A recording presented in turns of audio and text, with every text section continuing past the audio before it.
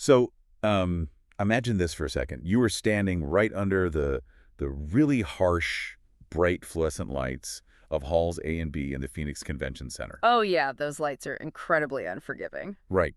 And you are surrounded by, what, thousands of people, just a massive crowd. Thousands of delegates, yeah. Yeah. And you have been waiting your turn at the microphone for what feels like, I don't know, an hour. At least an hour. And you have this brilliant theological insight, something that you are absolutely convinced could just, change the entire missional direction of the church. You've been preparing it all week. Exactly. So the red light on your microphone finally goes live. You take a deep breath, you open your mouth, you start to speak, and the chairman instantly cuts you off. Oh, no. Yeah. Your microphone just goes completely dead. The entire room stares at you. And the chairman calmly states that you violated Rule 17. And just like that, your moment is gone. It's just lost to the void. Completely lost. Yeah. And today we are making absolutely sure that never, ever happens to you. Because, that is the ultimate delegate nightmare, isn't it? Oh, 100%. Because in that specific moment, all the theological preparation in the world, you could have a PhD, it cannot save you from a basic procedural misstep. Right. It's exactly the kind of nightmare that keeps people wide awake the night before a convention. So, welcome to this deep dive. Glad to be here. Whether you are a voting delegate, an advisory delegate, a pastor, a lay leader, or, maybe just someone back home in the local congregation trying to understand how your church actually operates on a national level, you are pulling up a chair with us today for a very highly focused mission. A crucial mission. Today, we are equipping you for the 2026 LCMS Convention in Phoenix. And for those who might be new to some of the terminology here, LCMS stands for the Lutheran Church Missouri Synod. Right. And synod literally translates to walking together. But, walking together with thousands of other people, that requires a map. It definitely requires a map. Otherwise, people are just bumping into each other. Exactly. And our map today is a specific, incredibly important document. We're looking at the PDF titled LCMS 2026 Convention Field Guide Standing Rules Explained.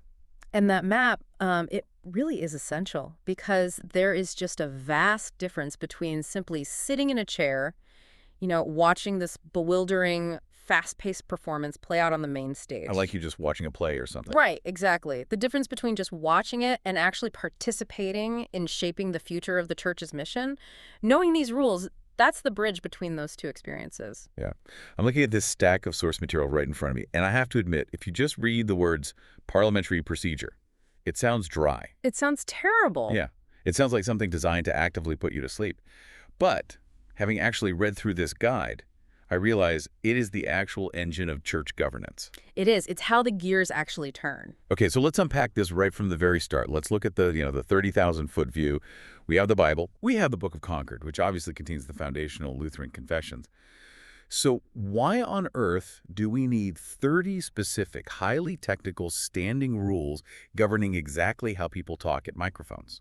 That is the foundational question right there. And the answer really comes down to a crucial distinction that every single delegate must internalize before they even, pack their bags for Phoenix. Okay, lay it on me. Standing rules do not define doctrine. Okay. The rules themselves, they are entirely agnostic to what is theologically true or false. They are not theology. So they aren't deciding what we believe? No, not at all. Instead, I want you to think of them as the architectural framework. They shape how doctrine and governance and elections and mission business are discussed and acted upon. I see. Because when you put thousands of passionate, deeply convicted people in a massive convention hall, you are essentially creating a giant pressure cooker of human deliberation. A pressure cooker is a good word for it. You need a system. You have to have a system to ensure that the minority voice is actually heard, that the majority can eventually, make a decision, and that sheer chaos doesn't just completely overrun the assembly. I was trying to wrap my head around this earlier, and the best way I can picture it is not as a classroom, but as the plumbing in a really massive skyscraper. Okay, I like that. The plumbing. Yeah, because when you walk into a beautifully designed building, you don't go there to admire the pipes hidden behind the drywall. Right, you don't even think about the pipes. Exactly. You go for the water, you go to get a drink or to wash your hands. The water is the mission. It's the theology, the church planting, the care for the marginalized, all the important stuff. And if those pipes are routed wrong... Yes. If they're leaking or if a valve is completely rusted shut, The water doesn't get to where it needs to go. It just causes massive water damage instead. Right. In that exact same way, Yeah. these standing rules are the pipes for the Synod's business. Yeah. You don't travel all the way to Phoenix just to celebrate, Rule 17. But without it, the mission work gets completely stalled. The pipes have to be maintained, and you, as a delegate, have to know which valve turns off which flow. Because if we follow your analogy here, when a pipe bursts on the convention floor— Which definitely happens. Oh, all the time. Say a debate spirals completely out of control, or an important overture is about to be accidentally deleted from the agenda. You don't have time in that moment to read the manual. Because the clock is ticking. Right. You need to know exactly which procedural wrench to turn right then and there. And this is exactly why delegates get blindsided. They don't know where the wrenches are. They don't. They show up with these pure intentions and really deep theological knowledge, but because they don't understand the plumbing, they just watch helplessly as a crucial resolution is adopted in seconds. Or a debate gets shut down before they can even get to a microphone. Exactly. Good intentions are lovely, but out there on the convention floor, they are not enough. You absolutely need procedural fluency. Procedural fluency. Okay, I like that. We're going to get fluent today. So based on the field guide, there are 6 major procedural tripwires that seem, perfectly designed to catch a new delegate completely off guard. The document treats these as the big watch items. Right. And I want to start with the very first one, which is Rule 10, the daily consent calendar. Ah, yes, Rule 10. Now, on paper, a consent calendar sounds lovely. It sounds like we all consent, we all agree. What actually is it, and why is it dangerous? Well, it sounds benign because its primary purpose is just efficiency. Okay. Rule 10 is essentially a mechanism that allows routine, non-controversial items to be grouped together onto a single list. That's the consent calendar. Like a bundle. Right, a bundle. And if items are on this list, the convention passes them all at once as a single block without any floor debate whatsoever. Without anyone talking at all. Unless 10% of the voting delegates formally object and ask for a specific item to be removed. Okay, I can see the logic there. If there's a resolution that simply says, we want to officially thank the local Phoenix organizing committee for their hard work, we absolutely do not need to spend an hour debating that at the microphones. No, that would be a huge waste of time. We just group it, we pass it, we move on. So where is the danger? Well, that is the ideal use case, right? Courtesy items, honorifics, maybe some simple administrative cleanups. It saves incredibly precious convention floor time. But here is the actual mechanism of danger. I'm listening. Sometimes a resolution with a very friendly, seemingly benign title can hide a massive governance engine under the hood. Okay, give me a hypothetical. Walk me through exactly how this goes wrong for a delegate. Sure. Let's imagine a resolution titled, to enhance efficiency in synodical boards. Okay, sounds wonderful. Who doesn't want efficiency? Exactly. So the floor committee places it on the daily consent calendar, thinking everyone will just agree. But if you actually sit down and read the specific resolved paragraphs, the actual action items at the end— The fine print. Right. It might contain a really significant bylaw change. It might, alter how ecclesiastical supervision works entirely, or fundamentally change the funding structures for local districts. Wait. So if I'm a delegate, and I'm just sitting there drinking my morning coffee, glancing at the titles in the daily agenda, and I think, enhance efficiency sounds great. Yeah. That massive bylaw change could slip right through. Yes. Without a single person ever speaking for or against it at a microphone. It doesn't just slip through. It becomes the official binding rule of the church. Wow. If it is not actively removed from the consent calendar, it is adopted by the convention. Period. Yeah. And it carries the exact same weight as a resolution that was debated for 2 hours. That is honestly terrifying. It is a major blind spot for a lot of people. So my response as a delegate every single morning has to be an act of defense.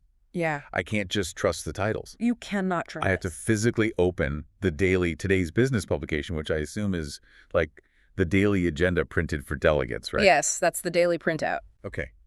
I have to scan that consent calendar the very second I sit down. I have to lift the hood on every single item. And if I see anything that impacts bylaws or finances or doctrine, I need to raise the alarm. Immediately. But wait, how hard is it to actually get something taken off? You mentioned 10% of the voting delegates. Right, 10%. In a room of 1,000 voting delegates, that's 100 people. Getting 100 people to spontaneously agree to object, seems almost impossible if they haven't read it either. That is precisely why you cannot wait until the session officially starts to start talking to your neighbors. Oh, you have to rally the troops. You have to be vigilant. If you spot a danger, you have to initiate the objection process immediately at your table before the gavel drops, which brings us perfectly to the second big watch item. Okay, let's hear it. When you do need to object or speak or make a motion, how do you actually do it? Because it used to be a literal foot race to the microphone in the aisle. Oh man, the foot race. Yeah, you'd have delegates sprinting to be first in line, but Rule 17 changes that entirely. Yes. Rule 17. The microphone kiosk queue. This completely shifts the dynamic of the room, doesn't it?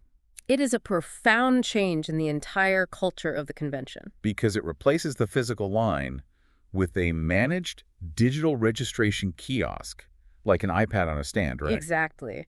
Under Rule 17, delegates who want to be recognized by the chair for literally any reason must first go to the nearest microphone kiosk and register digitally. But you don't just, put your name in and wait. No, you have to indicate your specific intent before you are ever even placed in the queue. Wait, what does that mean? Intent? You have to tell the system what you plan to do. Are you speaking pro? Are you speaking con? Are you making a motion? Raising a point of order? Requesting information? You must declare your flight plan. Your flight plan. I like that. It's less like raising your hand in a classroom and way more like air traffic control. That's a great way to look at it. You have to file your flight plan with the tower before they will even put you in the holding pattern. You can't just walk up and say, hey, I have some thoughts on this. No. You have to lock yourself into a category. Like, I am speaking against this resolution.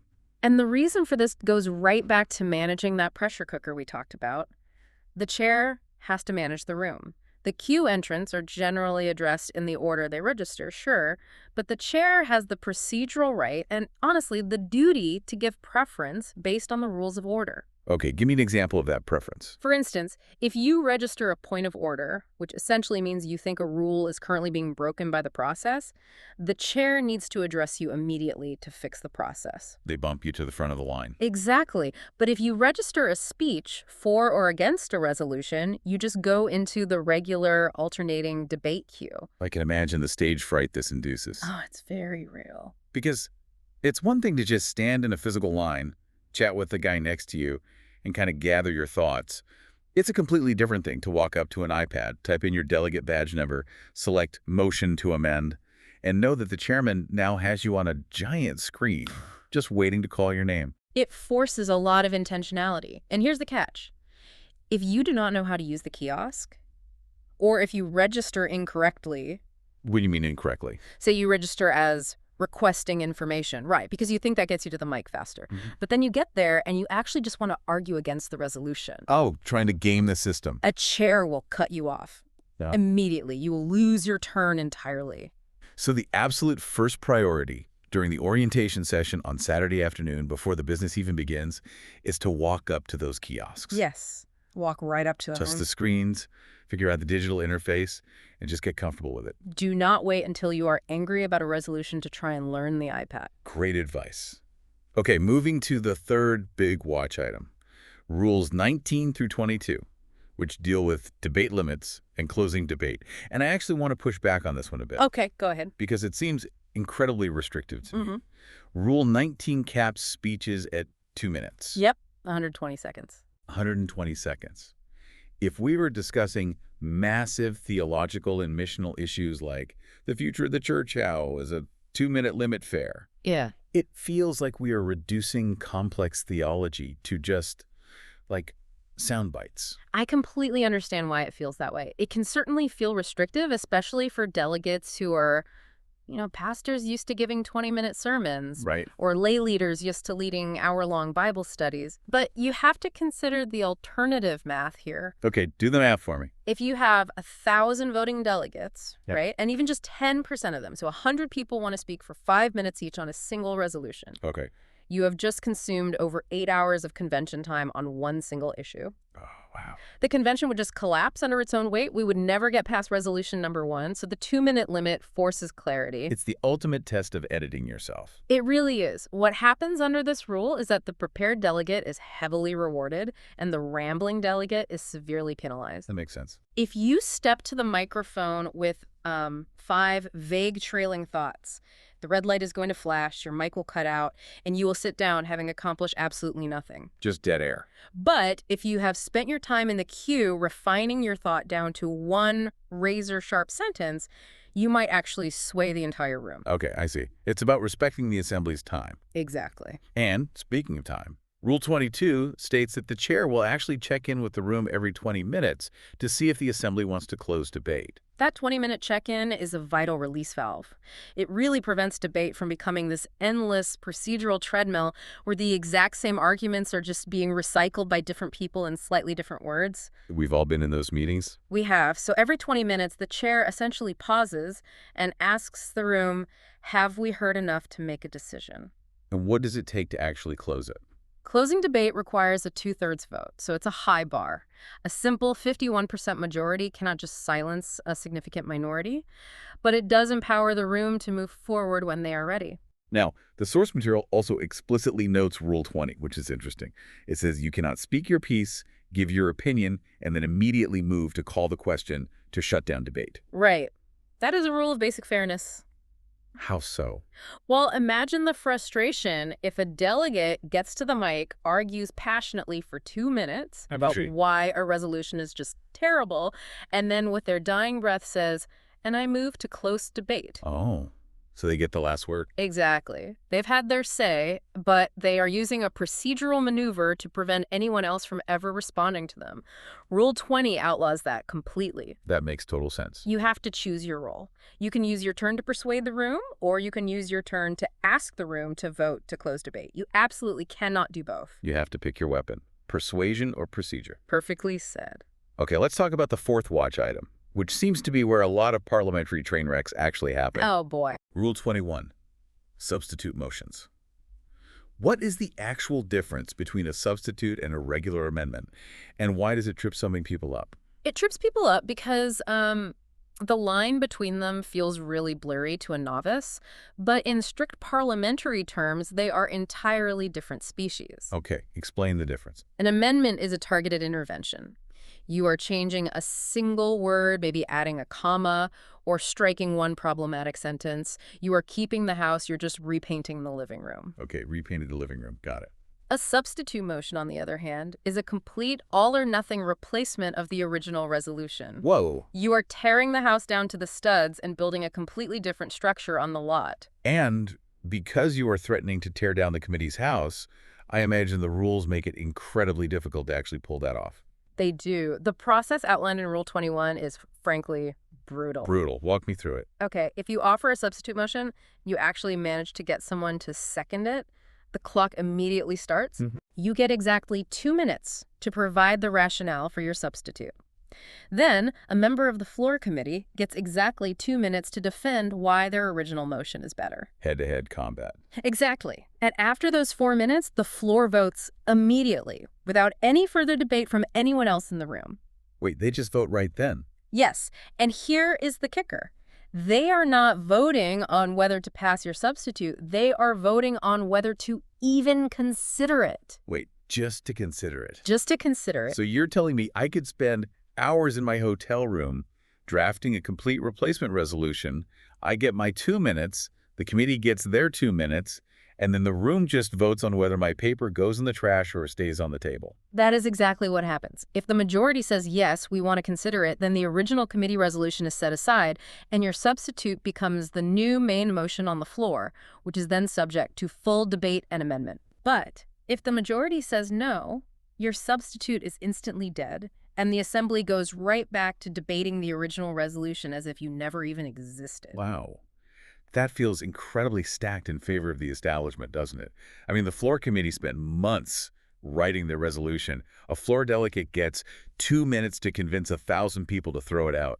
How is a floor delegate supposed to win that fight? It is very difficult by design because, as you said, the floor committee has the benefit of having reviewed all the grassroots overtures. They've consulted with legal counsel. They've debated it in open hearings. Well, they've done the homework. But a floor delegate can win that fight if their 2-minute pitch focuses entirely on the structural flaw of the original rather than just getting bogged down in theological minutia. Give me the strategy then. You have to convince the room that the committee's starting point is fundamentally broken and your starting point is the only logical way forward. So go for the foundation. Yes. That said, the real lesson here is do not use a substitute motion unless it is absolutely necessary. If you can just repaint the living room. Then just repaint the living room. Do an amendment. It is procedurally much, much safer. Okay, that brings us to the fifth watch item, Rule 26, floor nominations. Now, elections are a massive part of this convention, right? Oh, huge. We are electing board members, commission members, regional vice presidents. Rule 26 governs how someone can be nominated from the floor as opposed to just being on the pre-printed ballot. The guide points out a pretty huge danger here. The danger is the illusion of spontaneity. What do you mean by that? Well, you might be sitting there at your table looking at the ballot for, say, the board of directors, and you think, you know who would be great for this? My friend Bob from my circuit back home. I'm going to nominate Bob. Yeah, good old Bob. Let's nominate him. Rule 26 says you cannot just walk up to the microphone and do that. Wait, why not? If it's a convention of the Synod, shouldn't the delegates be able to elect whoever they want? Because vetting matters. The Committee for Convention Nominations has spent months checking qualifications, running background checks, and ensuring candidates meet the specific legal requirements for these corporate boards. The legal requirements. Right. Therefore, Rule 26 dictates that any floor nominee must usually come from a pre-submitted pool of names that were offered to the committee months ago, but who perhaps just didn't make the final printed ballot. So Bob has to already be in the system. Exactly. You cannot nominate someone entirely outside that pool unless the convention specifically votes by a simple majority to allow outside names. Okay, so let's say I get the room to agree to let outside names in. Or let's say Bob is already in the pre-approved pool. There are still strict time windows, right? Very strict. The source mentions a 40-minute window for the initial round of floor nominations, followed by 20-minute intervals later if needed. But the real nightmare seems to be the paperwork itself. The paperwork is entirely unforgiving. Really? Yeah. How much could there be? To make a floor nomination, you must physically hand in the official floor nomination form, the signed consent to serve form from the nominee, and all the required biographical information. And that all has to happen. All before that 40-minute window closes. Oh my goodness. I am picturing someone trying to track down their friend Bob in a convention hall of thousands of people, trying to get him to physically sign a piece of paper while frantically writing a biography on the back of a napkin, all while watching a giant digital clock count down from 40 minutes on the main screen. The field guide puts it perfectly. That way lies sadness. It really does sound like sadness. If you are planning a floor nomination, you must have every single signature and form completely finalized in a folder before you even walk through the doors of halls A and B. Preparation is your only defense against that clock. Which perfectly transitions us to the sixth and final big watch item, Rule 30. Electronic device restrictions. Okay. Now, this one fascinated me because it feels very countercultural for 2026. It does feel a bit old school. Yeah. Laptops, tablets, and phones are technically allowed in the delegate areas. We are using digital iPads for the kiosks, but Rule 30 states that all communications on your personal devices must be completely disabled. Airplane mode, Wi-Fi off, Bluetooth off, cellular off. Why? Well, it serves two profound purposes, one practical and one philosophical. Let's start with the practical. Practically, it just prevents digital distraction. When you are voting on the theological and missional direction of the church for the next 3 years, you really should not be scrolling social media, checking your work email, or looking at sports scores. Sure, but I could just do that on my laptop with downloaded games if I really wanted to be distracted. Yeah. The real issue is the communication aspect, right? Yes, the philosophical purpose is much bigger. It's to prevent outside lobbying during the debate. Explain that. The convention is a deliberative assembly. That means the deliberation is meant to happen among the delegates in the room. Right, the people who are elected to be there. Exactly. It is not supposed to be coordinated by external actors, advocacy groups, or even well-meaning people back home texting instructions to voting blocks on the floor. Like getting a text that says, vote no on Resolution 4 and tell everyone at your table to pass it on. Exactly that. Yeah. Rule 30 ensures that you are fully present. You are listening to the arguments being made at the microphones, not the arguments being pushed to your phone via text message. So practically speaking, for the delegate listening to this right now, you're going to be in an internet blackout zone. An absolute blackout zone. Do not rely on cloud documents. If you have your notes saved on Google Drive Or if you plan to just view the Today's Business PDF on your Safari browser, you will be staring at a blank screen when it matters most. You'll have nothing. You have to download every single PDF, every note, every amendment draft to your local hard drive before you leave your hotel room in the morning. That is critical. And those are the big six, the main tripwires. If a delegate only masters those 6 concepts, the consent calendar, the digital kiosk, the debate limits, substitute motions, floor nominations, and the technology blackout, they will be vastly ahead of the curve. But we promised a true deep dive today, a really comprehensive look. The convention actually operates on 30 specific rules, and while we've hit the major tripwires, the rest of the machinery is just as fascinating. Let's get into it. I want to group these remaining rules thematically, starting with what I'd call protecting the record and the assumptions. This covers rules 1 through 4, so let's look at rule 1, which handles the official minutes. The minutes are the official historical record of the church. They are extremely important. They are distributed every single morning for the previous day's business. And Rule 1 states that only substantive corrections to the minutes happen on the convention floor. Okay, define substantive for me. What if they spelled my congregation's name wrong or missed a comma in an amendment I submitted? That is exactly what you do not bring to the microphone. Good to know. A substantive correction is when the record states a resolution passed when it actually failed, or if an amendment's wording was recorded in a way that completely changes its meaning. So major historical errors. Yes. If it's just a typo, you write it down on a piece of paper and hand it to the secretary at the front. Do not take up the assembly's time, which costs thousands of dollars a minute in operational costs for group copy editing. Fair enough. Group copy editing sounds like a nightmare anyway. Now, rules 2 and 4 deal with priority and reading. Rule 2 says resolutions are generally taken in numerical sequence, but the chair can bump election-related items up to ensure ballots get printed on time. Right. Logistical necessity. But Rule 4 is what I call the silent killer. It says the presenter does not have to read the printed rationale aloud. This is a massive trap for the lazy delegate. Tell me why. Because time is short, the floor committee chairman might just stand up at the podium and say, "We bring you Resolution 401. We think it's a great idea. We urge you to vote yes." Just a quick pitch. Right. If they do not read the 2 full pages of text that precede the action item, you are still voting to adopt all of that text. Wow. You cannot claim ignorance later and say, well, nobody read that part out loud on the floor. You are fully expected to have read it beforehand. Which brings us perfectly to Rule 3. And this might be the most philosophically interesting rule in the entire guide. Rule 3 deals with the whereas clauses. The whereas clauses, yes. For our listeners who aren't deeply entrenched in how resolutions are drafted, a resolution usually has 2 parts. The whereas clauses set up the argument, the history, the theology, the problem, and then the resolved clauses at the bottom are the actual action being taken. The preambles, the rationales, and those whereas sections, they are not just throat clearing. They are integral, binding parts of the resolutions. And Rule 3 means delegates aren't just voting on the final action. They're voting on the underlying assumptions. That is the extreme danger of the unexamined whereas clause. Let's say a resolution resolves to increase funding for a specific mission project. Okay, everyone agrees, great action. Let's fund missions. Right. But what if the second whereas clause in that document claims a highly contested historical fact about the Synod's founding? Or what if it makes a sweeping theological assertion about church fellowship that goes far beyond Scripture and the Lutheran confessions? If you vote yes on the resolution to get the funding, the Synod has now officially adopted that historical claim and that theological assertion as its official stance. That is a massive blind spot. So what do I do if I love the action? I really want to fund the mission, but I think the preamble is historically inaccurate.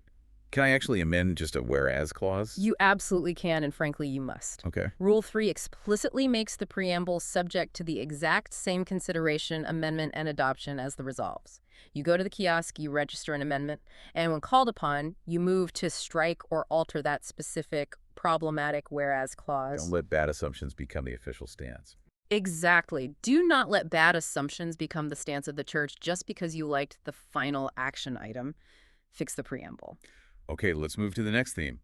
Time, delay, and exhaustion. Rules 5, 8, and 11. Rule 5 allows for extended consideration. Right, because some issues are simply too massive, too controversial, or too complex for the standard 2-minute debate clock. Some things just need more time. Rule 5 allows the chair, or the assembly, to dedicate up to an hour and a half of continuous consideration for a major resolution. Wow, 90 minutes. How is that broken down? It provides 15 minutes for the committee to present, 30 minutes to debate the main motion, and 45 minutes for amendments or substitutes. It really prevents a massive paradigm-shifting resolution from being suffocated by the standard procedural clock. But on the flip side of that protection, we have Rule 11, unfinished business. This feels like a very harsh reality of parliamentary life. It is the ultimate deadline. Rule 11 states that if a resolution is not acted upon before the convention adjourns on the final day, it dies. So delay is decision by exhaustion. If I am passionately against a resolution, and I can just keep offering minor amendments or keep the debate going long enough that it gets pushed lower and lower on the agenda and the clock just runs out on Thursday, Yeah. it doesn't carry over to next week. No. It doesn't go back to a committee to keep working on it. No, it doesn't. It is dead until the next convention 3 years later. 3 years. Which is exactly why the majority must use their tools, like calling the previous question, to ensure things they actually care about get to a final vote before time runs out. That is wild. Okay, let's look at the next theme, the trash can and the fast track. This is Rule 9, the omnibus rule. Now, for our listeners, an overture is essentially a formal pitch, a request, from a local congregation or circuit to the national convention. The convention receives hundreds and hundreds of these. Far too many to debate. Right, they can't debate all of them. So Rule 9 groups them into 4 omnibus categories. Omnibus A means the responsibility requested in the overture is already assigned to others, like an existing board or commission, so it's just routed there. Omnibus B means the issue was already addressed by previous conventions, so we aren't reopening it. Omnibus C is basically a fast track for expressions of encouragement and gratitude. And then there's Omnibus D, the dreaded D. Yes, Omnibus D means the floor committee is recommending the convention simply decline the overture without any action or floor debate whatsoever. Let's talk about the emotional weight of this for a second, because a local congregation might have spent a year debating an issue. They drafted an overture, they voted on it locally, they sent it to national. They invested a lot of hope into it. And then they opened their workbook on day 1, and there is their overture sitting in Omnibus D. It's essentially being thrown in the procedural trash can. What is the uphill battle to rescue it? It is a very steep hill, but there is a path. Tell me. You must apply Rule 9. You register at the kiosk. When the omnibus resolution comes up, you move to remove your specific overture from Omnibus D for separate consideration. So you had to pull it out of the trash. You are essentially asking the room, please don't throw this away, let us talk about it. If the majority agrees, it is extracted from the omnibus package and gets its own time on the floor, or is referred to a committee for action. But you have to be paying attention right when the omnibus is presented. You can't miss that window. If you miss it, it's gone. Okay, moving on to the theme of conflict and cadence. Rules 12 through 16. Rule 12 states that Robert's Rules of Order is the backup. Yes, if the 30 standing rules don't cover some bizarre procedural anomaly, Robert's Rules is the default operating system underneath it all. And Rule 13 gives the chair flexibility to deviate from the printed agenda when necessary, usually to accommodate guest speakers or sudden changes in election timing, things like that. Right, practical flexibility. Well, let's look at Rules 14 and 15, which clarify who can actually speak.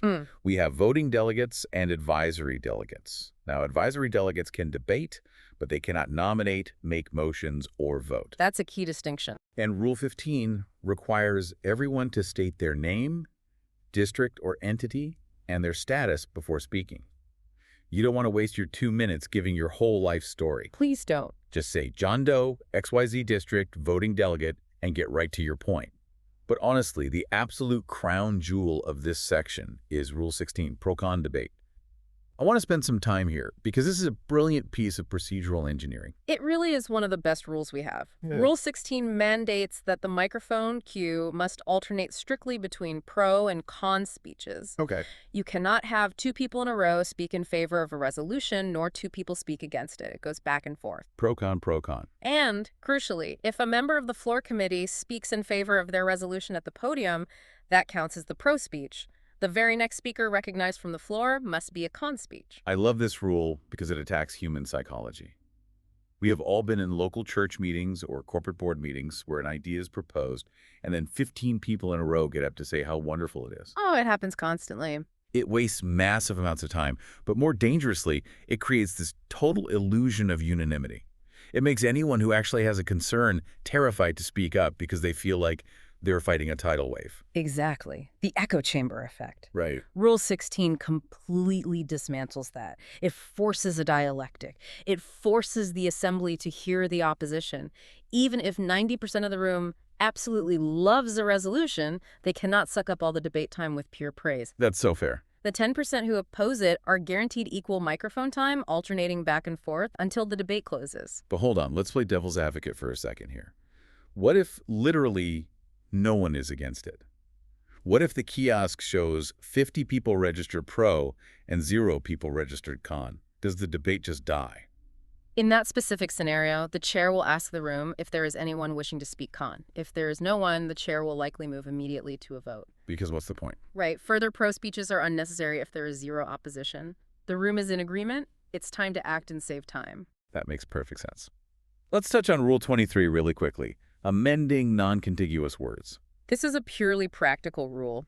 It basically allows you to clean up a repeated term across a document without needing to file a massive substitute motion. Okay, give me an example. Say a resolution uses the word require in 3 completely different paragraphs, and you want to change all of them to encourage. You can make one single motion to amend those non-contiguous words, provided it doesn't fundamentally change the nature of the resolution into a substitute. It's just a shortcut for a find and replace. Basically, yes. And then we reach the final days of the convention, the exhaustion phase, Rules 24 and 25. Rule 24 allows the president to call up urgent items during the last 2 days. But Rule 25 is the iron door shutting. Rule 25 is very strict. No motion to reconsider or rescind shall be made or called up during the last day of the convention. The final day is for finishing, not reopening yesterday's battles. If you fought hard and lost a vote on Tuesday, you cannot try to exploit the rules and revive it on Thursday morning when half the delegates are already thinking about their flights home or checking out of their hotels. It ensures finality. It protects the assembly from procedural exhaustion and minority manipulation. Once it's decided, it's decided. Lastly, the theme of voting. Rules 27 through 29. Rule 27 establishes electronic voting as the standard. Rule 28 defines an invalid vote. If you enter a number not offered on the keypad, say, pressing 5 when the options are only 1 for yes and 2 for no, or if you press a button before the chair officially opens the vote, your vote simply does not count. So no button mashing. It's not a video game. Wait for the visual prompt on the screen, look at the options, and press firmly once. And then Rule 29 deals with recording votes. Sometimes a delegate desperately wants their congregation back home to know exactly how they stood on an issue. Right, they want proof. But if a delegate wants their specific name and vote recorded in the official printed minutes, it is not an automatic right. It's not. No. Rule 29 requires a majority vote of the entire assembly just to grant that privilege. You have to ask the room's permission to be singled out in the historical record. Okay, we have built the engine here. We have explored the structural integrity of the 30 rules. But how does this actually play out when the adrenaline is pumping? I want to transition from theory to practice. I think that's a great idea. I'm going to pose realistic scenarios, the kinds of things that terrify delegates, and let's walk through the exact emotional and procedural journey of resolving them. Let's do it. Let's apply the rules to the reality of the floor. Scenario 1, the consent calendar ambush. I am sitting at my table on Tuesday morning. I'm exhausted from Monday. I am reading today's business over my coffee. I see a resolution placed on the consent calendar. The title is friendly.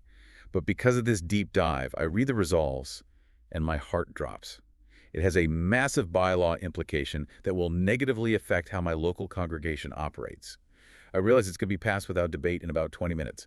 Walk me through exactly what I do. First, manage the panic. Take a breath. You apply Rule 10, you stand up, you leave your coffee, and you go immediately to the microphone kiosk. Don't wait. Do not wait. You register your intent to make a motion regarding the consent calendar. When the chair calls for the consent calendar and your name is recognized, you say clearly, Mr. Chairman, I request that resolution number be removed from the consent calendar for separate consideration. And that's it? Well, remember, you need 10% of the voting delegates to agree with you.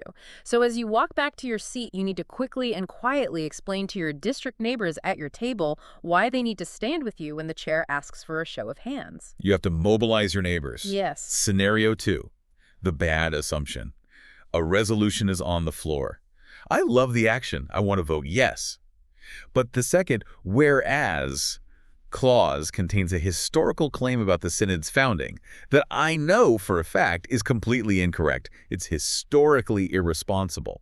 You apply Rule 3. The whereas clauses are amendable. You go to the kiosk. You register an amendment. And while you are waiting in the queue, you write down the exact words you want to strike and the exact words you want to insert. Have it perfectly scripted. Exactly. When recognized, you say, Mr. Chairman, I move to amend resolution number by striking the second whereas clause and replacing it with. And then you read your historically accurate text. You are protecting the integrity of the church's official record. Let's go back to that omnibus nightmare. Scenario 3. My circuit spent a year drafting a beautiful overture about pastoral care. I'm a delegate, I look at the omnibus resolutions, and I see my circuit's overture has been placed and omnibus D declined. The committee is throwing it in the trash without floor discussion. I feel a massive responsibility to my circuit to not let it die silently. You apply Rule 9. You register at the kiosk to make a motion. When the omnibus package is presented, you move to remove your specific overture from omnibus D and refer it for separate consideration. And then what? Do I argue the theology? No. That is the trap. You will have a very short window to explain why it deserves floor time. Do not debate the theology of the overture right then. Debate the importance of the topic. Convince the room that the issue is simply too critical to ignore. Focus on why we need to talk about it, not what the answer is yet. Exactly. Scenario 4. Let's talk about the sledgehammer. I am looking at a floor committee's resolution on a new mission initiative. I think their entire structural approach is flawed. It's not just a bad sentence, the whole framework is unworkable. I have written a completely different approach that achieves the same goal. This is the brutal Rule 21. First, you must ensure your written substitute has been provided to the Secretary of the Convention in advance. You can't just read it off the cuff. Okay, I gave it to the Secretary. You register to make a motion. When called, you say you are moving the substitute resolution. Take a deep breath because you now have exactly 120 seconds. Do not waste a single second thanking the committee or clearing your throat. Just jump in. You must succinctly articulate why the committee's structure is fundamentally broken and why your structure is the only viable path forward. Then, brace yourself because the committee will get 2 minutes to tear your idea apart. And then, the room votes on whether to even consider your substitute. It is high-stakes parliamentary combat. Scenario 5. This is the one that drives everyone crazy. The repeating debate. A controversial resolution has been debated for 30 minutes. It's alternating pro and con. But everyone is just repeating the same points. The pro side is quoting the exact same Bible verse over and over. The con side is raising the exact same financial concern over and over.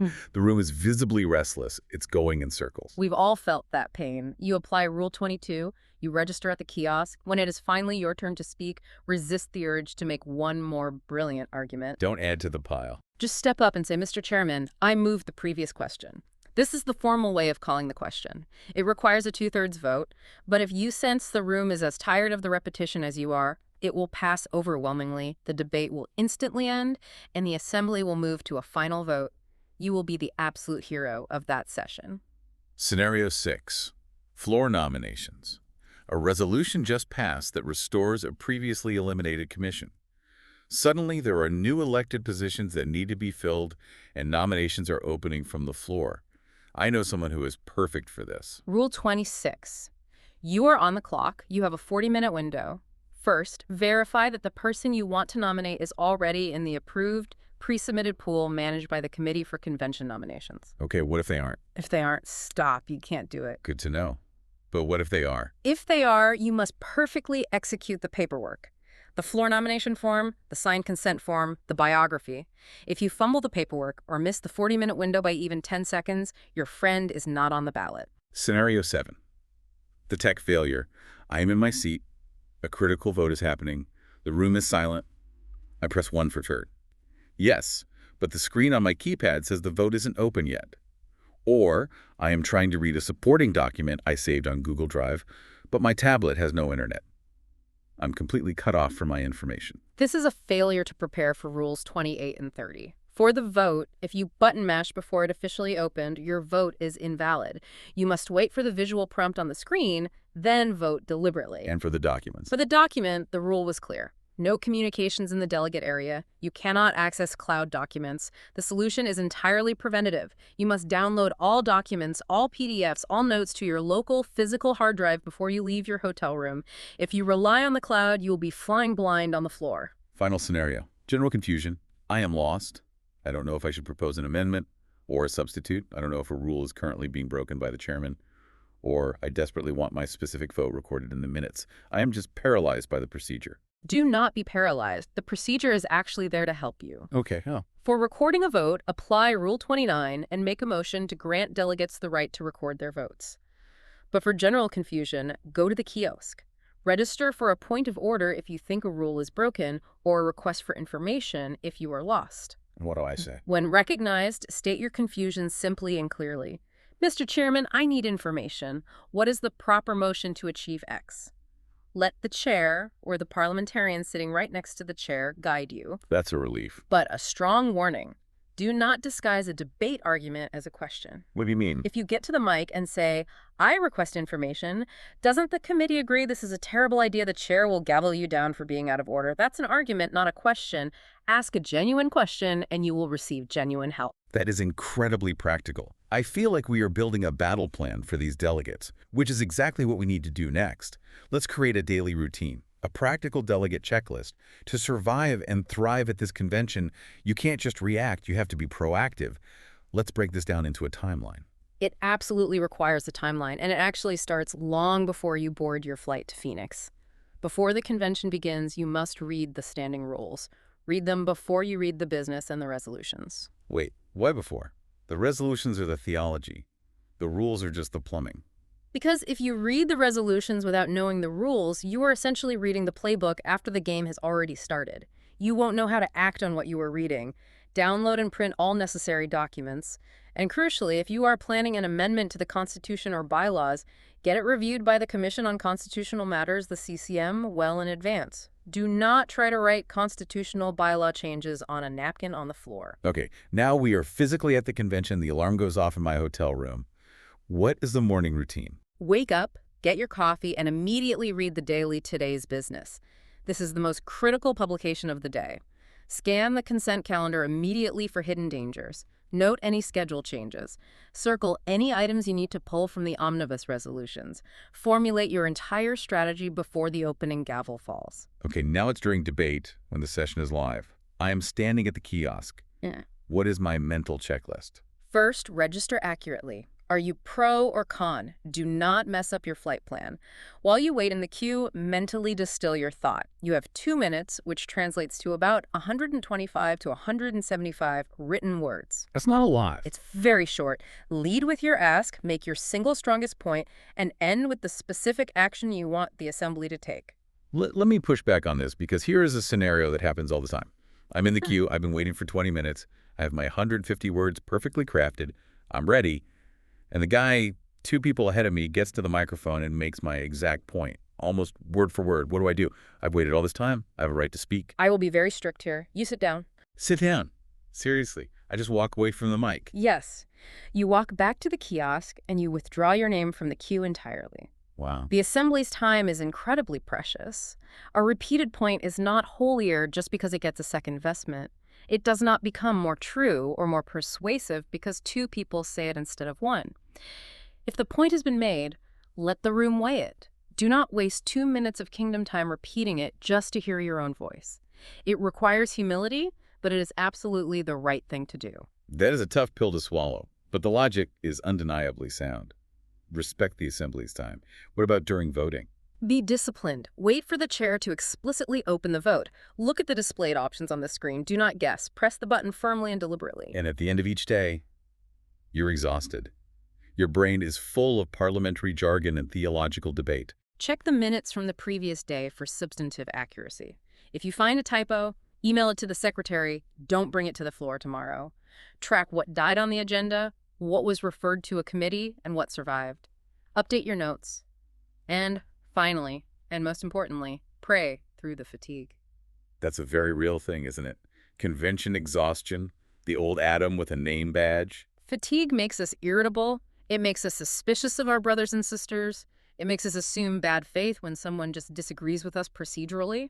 Prayer keeps us grounded in why we are actually there in the first place. Now let's give the listeners the exact vocabulary they need. When that red light is on, your mind can go blank. You don't want to be fumbling for words.